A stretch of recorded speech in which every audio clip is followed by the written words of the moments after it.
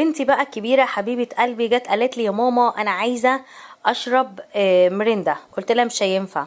قالت لي عايزه فيروز. قلت لها ما فيش. قالت لي عايزه بيبسي. قلت لها مش مستحيل. قالت لي طب خرجينا ناكل بره. قلت لها مش هيحصل. قالت لي طب عايزه اشرب اي حاجه. قلت لها طب تعالي بقى هنا وانا هعمل لك حاجه تحفه. قالت لي انا مش عايزه اي حاجه انت هتعمليها يا ماما.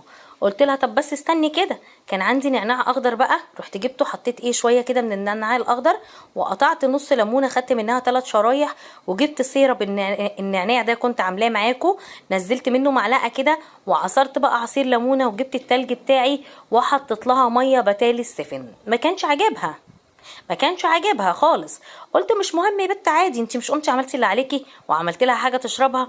المهم حطيت لها كده التلج وحطيت لها الشاليمو، حتى هي عشان مش عاجبها التلج عمال يقع. بصوا